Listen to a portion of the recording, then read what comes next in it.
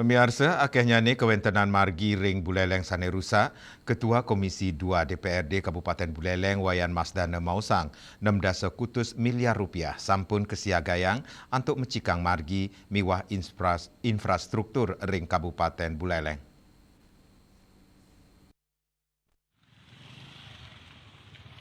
Ketua Komisi 2 DPRD Kabupaten Buleleng, Wayan Masdana Mausang, DPRD maut saha mangdane eksekutif sidengi cenin margi sane wenten ring Buleleng. Pemekas ring warsane mangkin, sida anut adung sarang kewentenan anggaran sane kaanggen ngarianin proyek titik nol utawi macikang Lovina. Dari kami dari Komisi 2 sebagai leading sektor untuk pembangunan di masalah jalan kerusakan yang banyak netizen itu mempermasalahkan jalan yang rusak. Jadi komitmen pemerintah daerah dengan DPRD untuk titik nol memang dianggarkan itu ada 25 miliar dan 15 ya jadi untuk titik nol.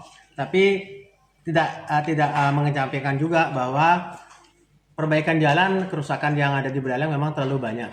Ya terlalu banyak, tapi pemerintah daerah dengan kita juga punya komitmen untuk tahun 2026 di anggaran induk baik di perkotaan maupun di pedesaan itu sudah dianggarkan 68 miliar untuk perbaikan jalan infrastruktur.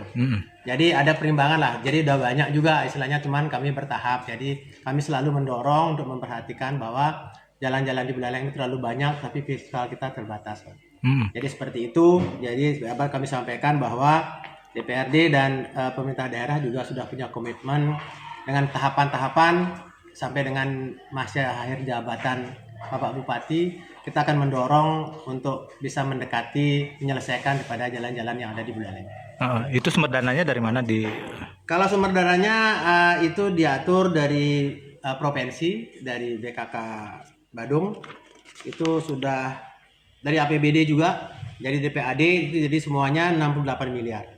BKK provinsi, terus APBD dengan PAD juga sudah ada sebagian dialokasikan untuk jalan.